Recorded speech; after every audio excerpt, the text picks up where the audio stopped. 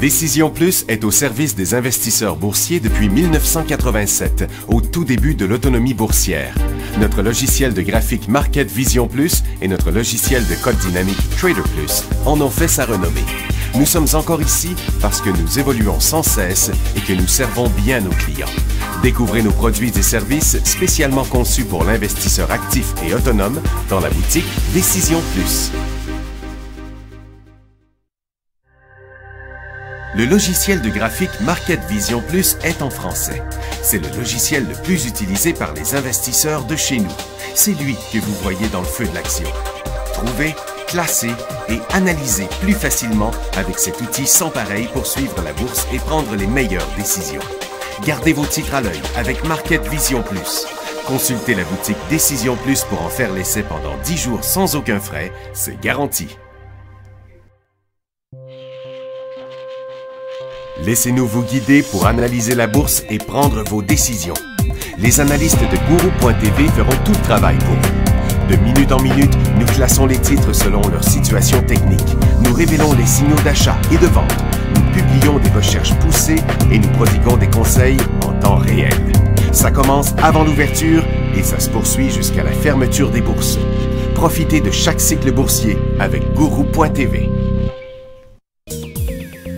Trader Plus, l'instrument du day trader.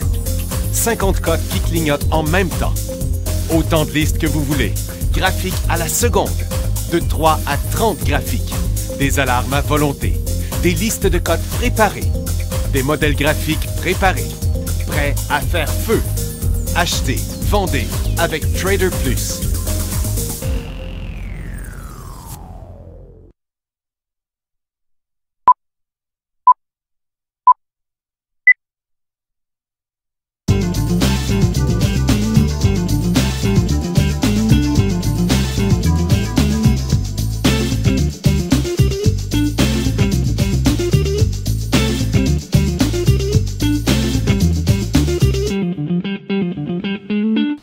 Bonjour tout le monde, bienvenue dans le feu de l'action, mercredi le 29 juillet 2015. Bien, vous savez, dans les derniers jours, je vous disais, c'est le temps de prendre des profits là, sur les positions à la baisse, là, autant au niveau du pétrole qu'au niveau des minières, en tout cas les ressources, parce que ça avait beaucoup descendu. On avait atteint le point où les vendeurs ont arrêté de vendre la dernière fois, puis là, ben, on est en rebond. Et il faut toujours agir avant. Hein. On ne s'attendait pas à ça, à voir le marché reprendre aussi fortement, même assez tôt comme ça, parce que c'est à 2 heures que le FOMC va se prononcer, puis là, bien, les marchés sont partis en feu en attendant. On va voir ce qui va sortir à 2 heures. Attention, ça pourrait revenir en baisse aussi, ou bien monter encore plus fort, tout simplement. Donc, on va faire le tour de ça, cette information-là. Premièrement, le dollar américain reste assez stable. Toutes les bourses sont stabilisées, en fait. On peut voir ici le Nikkei au Japon qui a fait du surplace depuis 2-3 jours. La bourse de Chine fait un petit rebond ici, donc c'est complètement calmé. Puis la bourse de Londres, qui avait commencé assez faiblement ce matin, ben, a commencé à effectuer un bon retour à la hausse, un cycle haussier à l'intérieur de la tendance baissière. Le cycle haussier est ici, la tendance baissière est là, donc on va revivre à peu près la même chose. Par contre, si on se fie au dernier sommet, ben celui-ci devrait probablement être plus bas que les autres. Mais pour l'instant, la situation est inversée, c'est reparti à la hausse. Du côté du SP500, ben, hier, ça a été très fort, c'est fort encore aujourd'hui. Ça a commencé lentement ce matin, mais ça a pris du poil de la bête un peu. Le marché de Nasdaq, bien, habituellement, c'était lui le plus fort. Rappelez-vous que c'est lui qui avait été le plus haut, qui avait fait le plus haut sommet. Là, à moitié chemin en direction de son support, bien, on connaît un rebond. Mais c'est pas ce marché-là qui est le plus fort aujourd'hui. C'est définitivement encore le Dow Jones et le SPY là, qui sont vraiment très forts. On sait qu'on a une très grande volatilité. Donc, Nasdaq, aujourd'hui, c'est 7 points. C'est pas beaucoup, mais c'est encore un autre 100 points sur le Dow Jones. Et puis, ben, on a de toute évidence, on est en cycle haussier. Un petit peu moins fort sur le TSX, mais oubliez pas, là. On est en cycle haussier maintenant sur le TSX. Je vais vous montrer Ben tiens, on le voit ici dans un graphique en 5 minutes. Ça a commencé tranquillement ce matin avec presque rien comme gain. Et on peut voir que c'est à 10h30 que le marché s'est élancé. On va regarder ça en détail, secteur par secteur, dans quelques instants. Je pense pas que je vais vous ouvrir la barre. Je vais vous ouvrir la barre de questions aujourd'hui parce qu'il reste encore beaucoup de questions non répondues d'hier. Pour l'instant, on va y aller avec les résultats financiers. Gilded Science de 2,71 à 3,15, ça a été quand même une belle performance. C'est pour ça que le titre monte comme ça. Altria, 71 à 74, montait ce matin, puis maintenant il descend, ce qui n'est pas logique, mais quand même, il n'y a rien d'énervant. La tendance est toujours haussière là-dessus. Cliff, il y avait moins 14 cents. Ils ont sorti moins 28 cents, puis une baisse des revenus de 33 cents. Déjà qui ne tombent pas, de 33 cents, de 33 pardon. Et j'ai un peu l'esprit troublé. United States Steel est en forte hausse de moins 60 cents à moins 79. Donc, on annonce des plus mauvais résultats financiers, puis le titre monte. Thomson Reuters, 55 cents à 52 sur 2 cents, il s'élance. Groupe CGI est en chute.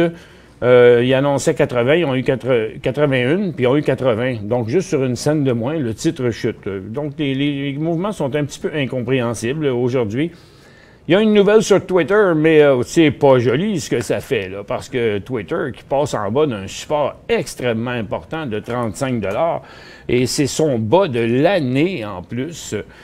Twitter dévoile ses chiffres de croissance des utilisateurs décevants pour les investisseurs, envoyant l'action en forte baisse. Donc autrement dit, c'est sur le nombre, c'est sur la croissance des utilisateurs là, que les chiffres étaient pas bons. Puis sur son long terme, ça nous donne quoi, ça? Ça nous donne un Twitter qui revient à son plus bas depuis les débuts de son existence. Et puis Amazon, celle-là, est drôle parce que je ne savais pas qu'il était là-dedans, mais Amazon a proposé de trancher l'espace aérien américain pour les différentes catégories d'aéronefs. C'est Amazon, là. Le plan décrit une zone de transit à grande vitesse de 200 à 400 pieds au-dessus du sol pour les drones de pointe et d'une zone d'interdiction de vol entre 400 et 500 pieds pour créer une zone tampon avec des avions pilotés. Je ne m'attendais jamais à une nouvelle comme ça. Côté canadien, maintenant, Sherritt, c'est un petit rebond, mais ça demeure dans une tendance baissière. Je pense qu'on doit rester loin de ça. Moins 25 cents à moins 13 cents. Donc, ils perdent moins, mais la confiance ne semble pas être là. Calfrac, Well Service, même petit rebond. En fait, ce qu'on voit, c'est un mouvement de marché. Des petits rebonds, mais écoutez, s'embarquer dans des actions qui font un petit rebond comme ça, c'est comme d'avoir embarqué un peu n'importe où durant la tendance baissière. C'est pas winner. Et puis, il y a Centerra Gold qui est en petit rebond aussi. Les orifères, par contre, s'améliorent. Là, ça monte. On va analyser ça tantôt. Meg Energy fait comme le secteur. Petit rebond aussi. Puis, regarde, ça fait juste sauver la situation parce qu'on était sur le bas de l'année. Et Toromont s'est lancé fortement malgré une baisse de 2 cents sur les profits. Intact Financials, 1,67 à 1,56, lui aussi, il monte. Donc, les compagnies qui ont des mauvais résultats montent. Ceux qui n'ont pas des bons résultats, ceux qui n'ont pas des bons résultats montent, puis ceux qui ont des bons résultats descendent, je voulais dire. TransAlta Corporation continue sa chute. Il annonçait moins 5 cents. Ils ont eu moins 47 cents. On comprend pourquoi il plante dans son cas. Puis Torstar, c'est la même chose, de plus 14 cents à moins 1 cent.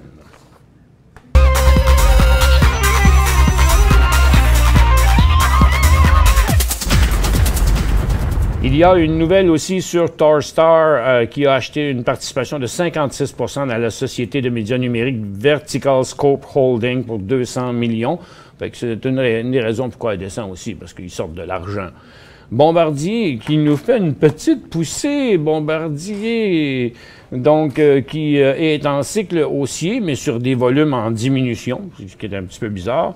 Mais la nouvelle est quand même importante parce qu'ils disent qu'ils pourraient combiner leur activité de train avec l'unité de rail de Siemens. Puis la société est également en train de préparer simultanément un prospectus pour vendre au public une participation minoritaire dans son unité de transport. Bon, on vend un morceau de quelque chose qui va bien pour aller chercher de l'argent parce qu'ils en ont vraiment besoin. Et voilà, maintenant, on va attaquer ça, cette affaire-là. Le pétrole qui était en chute, qui s'était calmé un peu et qui était sur son bas de l'année, finalement, trouve un peu d'acheteurs et inverse son cycle baissier. Bon, c'est pour ça que je vous disais en bas ici, il fallait prendre des profits avant de se faire pogner dans un rebond, puis qui était vraiment trop tard pour jouer à la baisse, le pétrole, après autant de baisse, parce que on risquait de se faire prendre à l'envers. Le gaz est assez tranquille, mais les titres pétroliers, eux autres, c'est ça qu'ils font. Ils remontent. Mais attention, attention. On n'a pas encore la coupe aux lèvres parce que ça demeure juste l'inversement de son cycle baissier le plus abrupt. Donc, oui, il y a encore un peu de potentiel à la hausse, mais il y a des chances que ça n'aille pas si loin que ça. Donc, si vous embarquez là-dedans, soyez prêts à ressortir. Ou, en tout cas, allez-y pas trop fort en première étape. Surtout, si vous avez déjà des positions que vous n'avez pas vendues, pourquoi augmenter votre risque d'abord? Je garderai ce que j'ai parce que là, c'est viré de bord puis que ça monte, mais je n'irai pas jusqu'à en acheter d'autres. Et du côté des orifères, l'or monte, mais très faiblement. Dans son graphique intra-séance, ça a l'air intéressant parce que, regardez, ça descendait ce matin, c'est revenu, puis on est même rendu positif. Mais en graphique de 5 minutes. Mais par contre, par rapport à ces derniers jours, c'est pas changé de direction. Encore, les orifères, ça reste totalement neutre. Les titres ne réagissent pas plus que l'or non plus à la hausse. Donc, pour l'instant, oui, ça peut être considéré comme un creux. Si vous n'avez pas de position, vous voulez essayer de profiter d'un upswing, je vous dis pas que vous pouvez pas en acheter. Par contre, n'oubliez pas qu'en dessous du support actuel, si les orifères venaient qu'à faire un nouveau bas ici, là, en dessous, ben, n'oubliez pas que ce serait un nouveau bas aussi sur 5 ans. Ça fait que, tu sais, c'est pas pour rien que les acheteurs ne se ruent pas sur les titres présentement, c'est parce que le risque demeure bien présent. Donc, si vous voulez considérer ça comme un creux en disant, OK, on va profiter d'un petit rebond, n'oubliez pas, soyez prêts à sortir si on venait passer en bas du bas des derniers jours.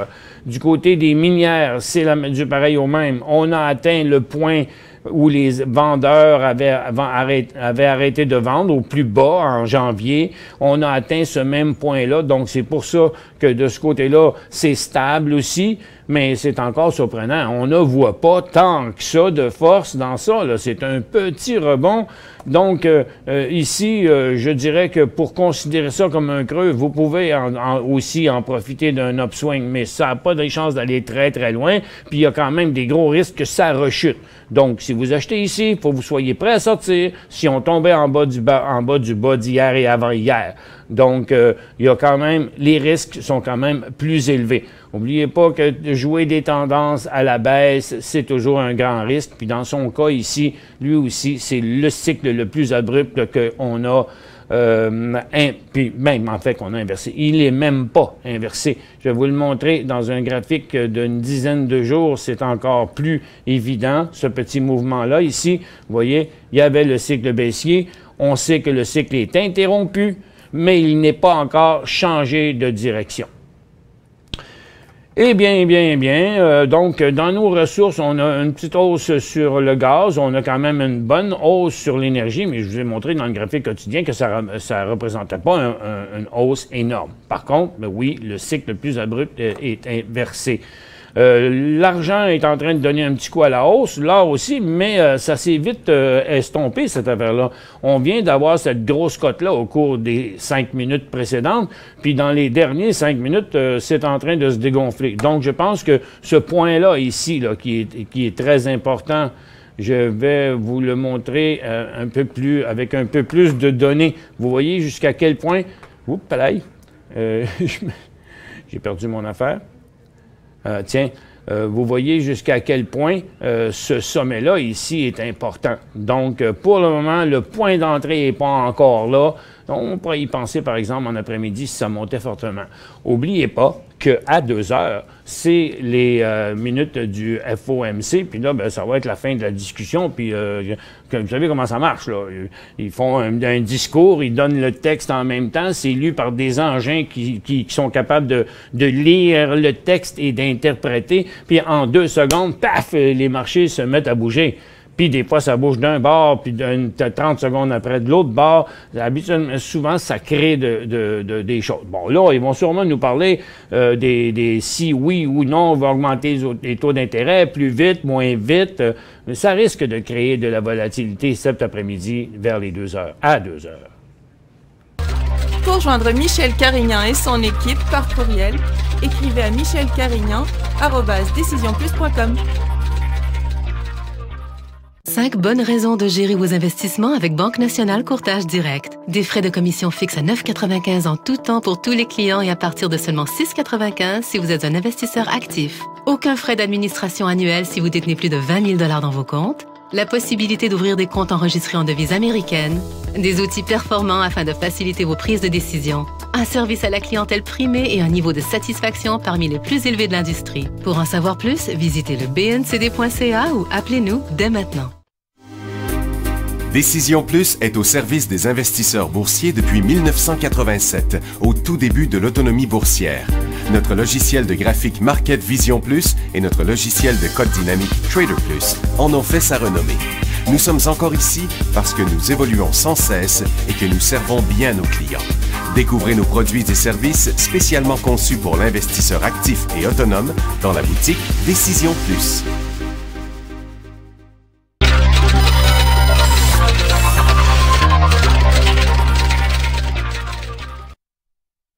Bon retour, mesdames et messieurs. On va jeter un petit coup d'œil maintenant dans l'état des secteurs. Vous avez le secteur consommation discrétionnaire qui, hier, avait atteint le point où qui avait été atteint plusieurs fois, où les vendeurs avaient arrêté de vendre, les acheteurs ont repris du collier. C'est sûr qu'il y en a un qui est plus fort que les autres là-dedans, c'est Toromont. On aura peut-être le temps d'y revenir tantôt. Dans les services financiers, la même chose. Après avoir atteint, vous vous rappelez, ce point si critique que je vous ai expliqué, qui est sur son long terme, là, le creux de la dernière année et demie. Donc, les institutions ne sont pas prêtes à lancer la serviette, là. On n'a pas laissé le marché chuter en dessous de ça. La situation pourrait changer, mais pour l'instant, la situation est sauvée du côté des titres financiers. Et maintenant, du côté des titres industriels, on voit le même phénomène, un petit peu moins fort, mais ça ne chute pas en dessous du creux de la dernière année et demie. Et on est reparti aujourd'hui en direction des 2 sommets qu'on a eus dans le mois de juillet ici. Donc, la tendance n'est pas inversée, mais la tendance baissière demeure interrompue et on est maintenant dans une tendance neutre entre 2 directions. La consommation de base fait la même chose, un petit rebond. La technologie fait la même chose. Donc, c'est un genre de réchappage là, de marché qu'on a parce qu'on avait atteint ces limites-là. Si on se mettait à décrocher en dessous de ces creux-là d'1 an et demi, on faisait des nouveaux bas sur le pétrole, des nouveaux bas sur l'or, des nouveaux bas sur les mines, puis que les services financiers, puis les industriels, puis que la consommation discrétionnaire serait mis à décrocher, on tombait en marché baissier. Ouh, le monstre du marché baissier. Fait que la situation est sauvée pour l'instant. Mais est-ce que c'est vraiment le point pour aller bourrer notre portefeuille? Ça, là-dessus, j'ai un sérieux doute. On y va maintenant avec quelques questions. J'ai Lise ici qui dit « Bonjour, M. Carignan. » En passant, ça prend juste un R. WEF, c'est un achat. Est-ce que je les ai dans ça, ces titres-là? Non, ben, c'est correct, on va y aller. WEF, c'est facile. Est-ce que c'est un achat? Bon, c'était des questions d'hier. Est-ce que c'était un achat? Bien, j'aurais pu vous répondre toujours les mêmes affaires, parce que dans un cas comme ça, lorsqu'on atteint des points où les vendeurs ont arrêté de vendre, bien, la table est mise pour une reprise des acheteurs. Par contre, regardez comment le volume est faible. Puis on sait que les forestières, ils en arrachent aussi de ce temps-là. Ça fait que... Voyez, j'ai de la misère avec ma ligne. Ah! C'est pour ça ici. Et regardez la faiblesse des volumes actuels, là. OK? C'est loin d'être ces plus gros volumes.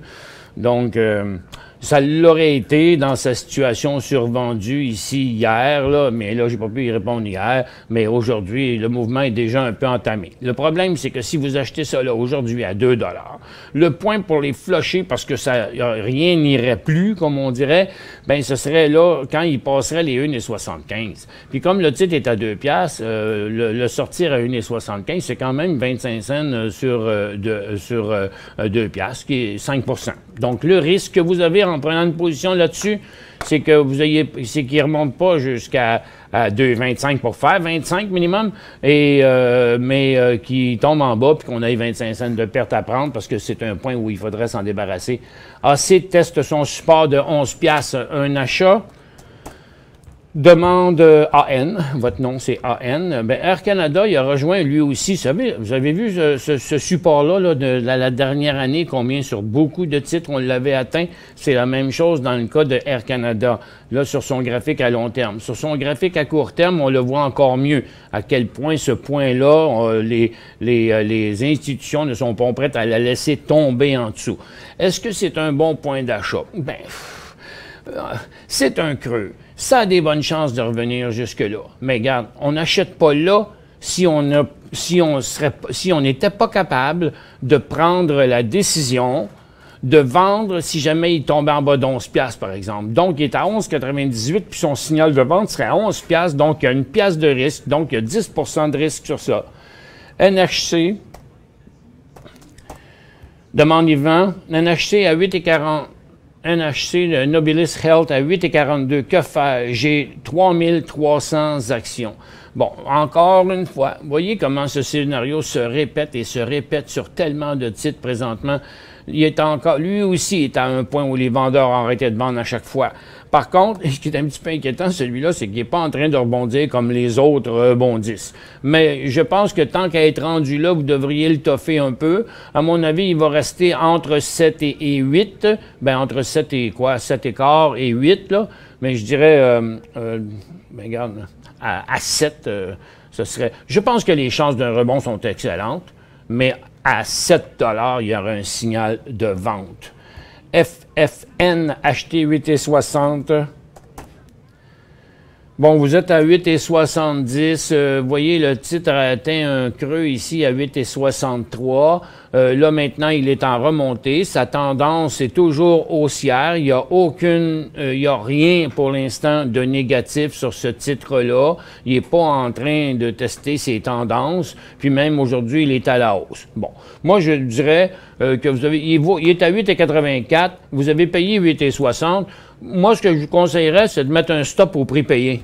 Donc, si jamais ça virait au vinaigre et qu'il ne montait pas à un 9 $ au moins, ou 9 et quart, pour que vous pourriez en vendre un 1500 là, de ces actions-là, puis s'il virait de bord, ben, au moins au prix payé, on éviterait de prendre une perte. MRU, c'est métro, ça. Payer 35,60, bon, c'est un peu le même cas, mais Métro, ça fait depuis le mois de février qu'ils se promènent dans cette zone-là. Donc, si vous avez pris position alentour de cette zone-là, ben c'est dans le but d'être là si le titre se met à faire des nouveaux hauts, mais on s'entend qu'à 32 pièces et demie, il y aurait un gros signal de vente là-dessus. Bon, il n'y a pas longtemps, le titre était à 36,18, à 35,60, vous n'avez pas eu beaucoup d'occasions de prendre des profits parce qu'il n'est jamais monté vraiment beaucoup au-dessus de ça. Moi, je vous dirais, en attendant, je pense pas que Métro, c'est un titre bien dangereux, là. Je pense que ça demanderait un petit peu de patience encore de votre part. C'est quand même, je pense pas, comme je vous disais, un titre dangereux. BTO, c'est un achat. C'est Pisco qui nous demande ça. C'est BTO, c'est pas PTO. Oh, comme toutes les orifères, je dirais que non. Je vous reviens là-dessus après la pause.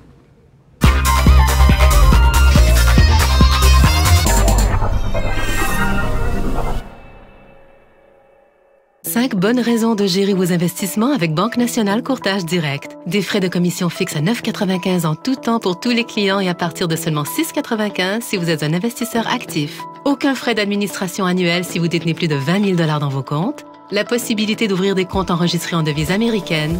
Des outils performants afin de faciliter vos prises de décision. Un service à la clientèle primé et un niveau de satisfaction parmi les plus élevés de l'industrie. Pour en savoir plus, visitez le bncd.ca ou appelez-nous dès maintenant.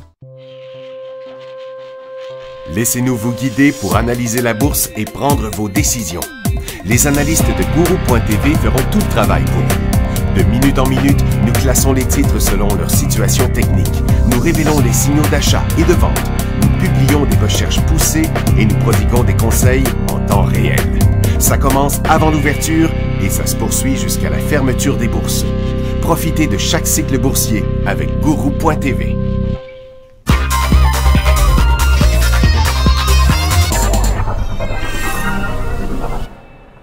Bon retour, mesdames et messieurs. Je vais mettre ça dans la même liste ici pour pouvoir vous montrer votre titre par rapport à ce que les autres font sur le marché. OK? Donc, regardez, là, je vais les mettre dans un ordre plus logique, là. Bon. Ça, c'est le prix de l'or qui est en bas, OK? Bien à côté, puis qui ne veut pas repartir là, pour le moment. Les aurifères sont aussi à côté en bas et ne montrent aucun signe de début de cycle haussier, puis sont sur le bas des 5 dernières années. Il ne faut pas oublier ça. Et votre BTO, il fait exactement comme le marché. Pourquoi qu'on s'embarquerait là-dedans? Bien, je vous le dis, si vous voulez embarquer là-dedans à 1,44, bien, s'il touchait 1,32 $, 1,30 $, il faudra le sortir. Donc, vous avez 14 cents de risque là-dessus. Monique dit, Bombardier a découvert à 9,45. Ah, bien ça, c'est intéressant, ça. Pour ceux qui ne savent pas c'est quoi la vente à découvert, c'est quand vous ne possédez pas les actions d'une compagnie, mais vous pensez qu'elle va baisser. Ça fait que vous avez le droit de ce qu'on appelle les vendre à découvert. Donc, vous faites la transaction, votre courtier, il prend des actions de Bombardier quelque part, il les vend.